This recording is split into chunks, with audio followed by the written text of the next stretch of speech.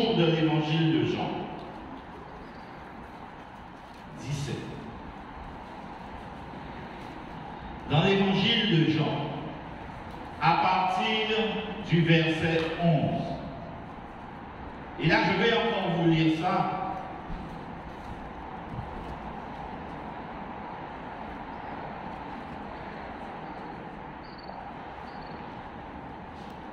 Alors, écoutez, je vais rajouter un petit mot. On va le prendre depuis le début.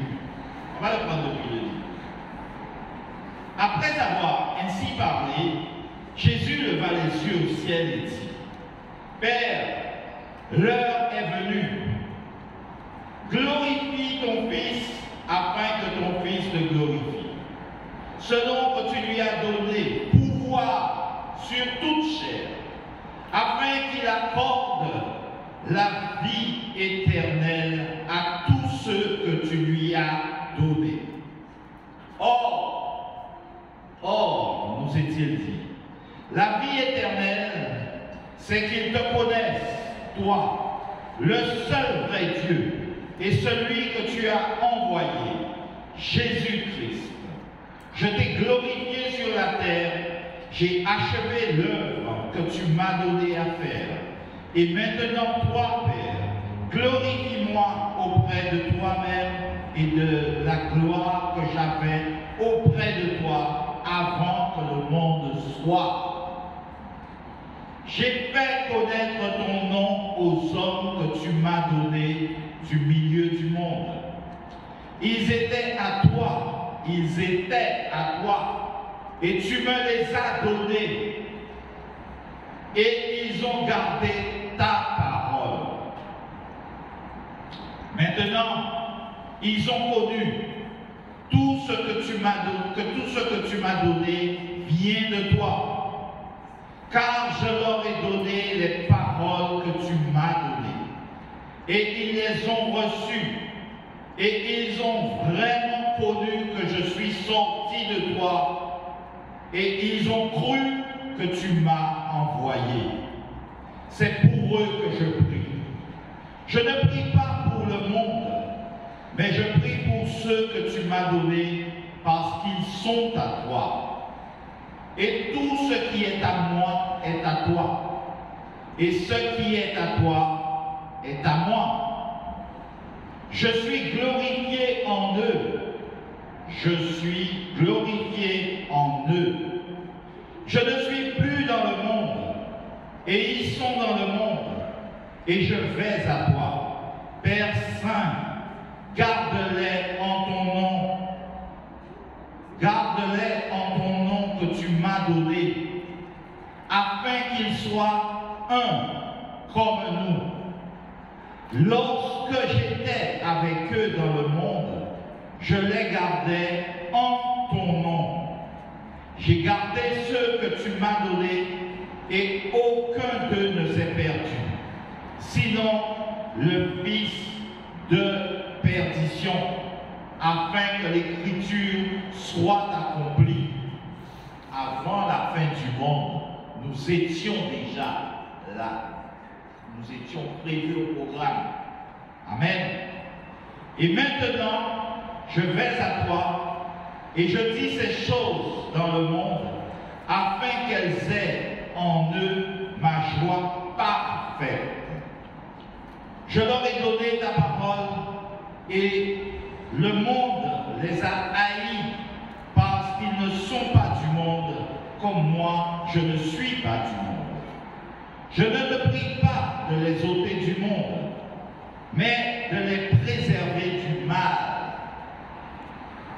De ne pas les ôter du monde, mais de les préserver du mal. Ils ne sont pas du monde, comme moi je ne suis pas du monde.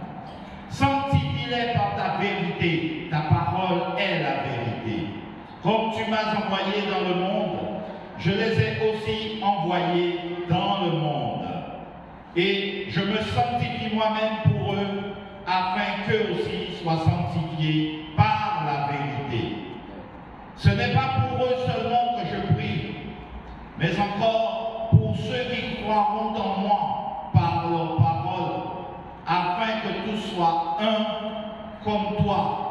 Père, tu es en moi, comme je suis en toi, afin qu'eux aussi soient un en nous, pour que le monde croie que tu m'as envoyé. Je leur ai donné la gloire que tu m'as donnée, afin qu'ils soient un, comme nous sommes un. Moi en eux et toi en moi, afin qu'ils soient parfaitement un, que le monde connaisse que tu m'as envoyé et que tu les as aimés comme tu m'as aimé. Père, je veux que là où je suis, ceux que tu m'as donnés soient aussi avec moi, afin qu'ils voient ma gloire, la gloire que tu m'as donnée, parce que tu m'as aimé avant la fondation du monde. Père juste, le monde ne t'a point connu, mais moi je t'ai connu. Et ceux-ci ont connu que tu m'as envoyé. Je leur ai fait connaître ton nom et je leur ferai connaître, afin que l'amour dont tu m'as aimé soit en eux et que je sois en eux. Et nous disons Amen, Amen et Amen. Alors, cette belle prière qui est la prière sacerdotale du Seigneur, c'est une prière par laquelle le Seigneur lui-même nous a introduits dans la relation, dans l'intimité de la relation qu'il avait avec son Père. Et c'est ça qui explique fondamentalement ce qui s'est passé à la croix. Cet épisode de la croix ne sera jamais anodin. C'est un fondement sur lequel nous devons bâtir. Car Jésus a apporté pour toujours une connaissance que nous n'avions pas, une connaissance de Dieu, Dieu qui est notre Père à tous, le Père de chacun de nous, celui qu'il appelait Abba, qui signifie Père. C'est lui que nous devons appeler Père. Et Jésus nous dit plus loin dans les évangiles que nous devons appeler personne Père. Amen. Donc nous savons qu'il y a une seule personne que nous devons appeler Père. Alors, nous comprenons maintenant que l'unité est en Christ. L'unité est en Christ. Elle a été signée avec le sang de Jésus. Avec le sang de Jésus. Et c'est cela même qui explique notre filiation à Dieu. C'est pourquoi nous sommes appelés fils de Dieu. Nous sommes nés création de Dieu. Nous sommes arrivés enfants de Dieu. Nous avons grandi et nous devenons des fils de Dieu. Et ça, c'est très important pour nous, parce qu'à partir de là, nous entrons dans l'intimité de Dieu avec son Fils, avec l'Esprit de Dieu, pour que nous puissions entrer dans le plan et dans le programme de Dieu. Jésus donc nous a introduits, et c'est ainsi, c'est comme cela que nous sommes devenus un avec Dieu. C'est notre témoignage dans ce monde. Quand les gens vous voient, mes frères et sœurs, quand les gens nous voient, ils doivent voir quelque chose de différent. Ils doivent voir quelque chose d'exceptionnel. Ils doivent nous dire que nous savons. Des fois, nous parlons, nous disons, oui, mon frère, tu as quelque chose. Oui, on ne sait pas, mais nous savons. Nous savons que c'est de Dieu qu'il s'agit. Nous savons que c'est de Christ qu'il s'agit. Parce que ces choses-là sont en nous. Ce que les gens voient, mes frères, c'est bien sûr notre beauté, c'est tous les qualités que nous avons. Mais ces qualités, elles sont en Jésus. Elles sont de Dieu. Elles nous ont été données pour manifester que Dieu est notre Père, que Dieu est notre force, Dieu est notre puissance, Dieu est notre paix, Dieu est notre joie, Dieu est notre bénédiction. Nous ne pouvons rien faire sans Dieu. Nous marchons avec Dieu. Nous vivons avec Dieu. Nous faisons tout avec Dieu. Amen. C'est ça que nous devons faire. Nous devons comprendre cela. Alors, nous devons savoir ainsi que son sacrifice, par son sacrifice, nous sommes aimés de Dieu. Nous sommes aimés de Dieu parce que la Bible nous dit Dieu a tant aimé le monde qu'il a donné son Fils Jésus afin que nous soyons, que ceux qui croient en lui aient la vie éternelle, qu'ils soient sauvés, qu'ils aient la vie éternelle.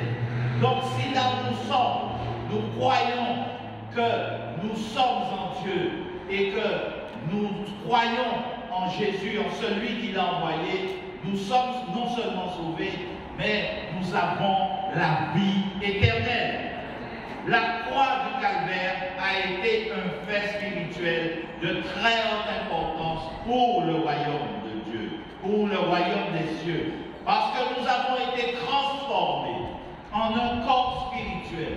Ce corps spirituel, c'est l'Église, l'Église dans laquelle nous nous trouvons. Je ne parle pas de l'Assemblée, je parle de l'Église, l'Ecclésia du Seigneur, l'Église que Dieu construit. Nous faisons partie de cette Église. Et en faisant partie de cette Église, Jésus a dit que personne ne pourra nous enlever à lui. Amen. C'est fini, c'est signé. C'est plié, comme on dit. Alors, le Christ, donc, qui est la tête de cette Église, la tête est dans le ciel, alors que nous sommes sur la terre. Mais, en faisant ça, Christ, Jésus a accompli sa mission. Il a accompli sa mission. C'est pourquoi nous croyons maintenant. C'est pourquoi nous croyons que nous sommes sauvés. C'est pourquoi nous croyons que nous appartenons à Dieu. C'est pourquoi nous croyons que nous faisons l'œuvre du Seigneur. C'est pourquoi nous sommes là. C'est pourquoi nous croyons que quand la Bible nous dit « aimons-nous les uns les autres », que nous pouvons le faire. Nous ne disons pas que c'est impossible. Nous ne disons pas et nous ne croyons pas que nous avons un problème avec quelqu'un. Parce que si nous croyons que nous avons un problème avec quelqu'un qui est insurmontable, nous devons au moins croire que c'est Dieu qui pourra changer la situation et nous verrons que cette situation va changer. Amen. Nous devons le croire. Alors, Dieu lui-même nous protège. Dieu prend soin de nous comme il a protégé Jésus à la croix. Il a protégé Jésus. Il n'a pas permis que ses os soient brisés. Parce que nous devons être nous devons être dans le corps de Christ. Christ doit nous conduire. Nous sommes les os de Christ. Nous sommes ceux qui font partie de son corps. Et c'est là où Dieu veut nous amener. C'est là où nous entrons dans notre vraie vocation, notre vocation divine, notre vocation céleste. Créés dans un monde, créés pour la gloire de Dieu. Nous avons été créés par lui et pour lui. Amen.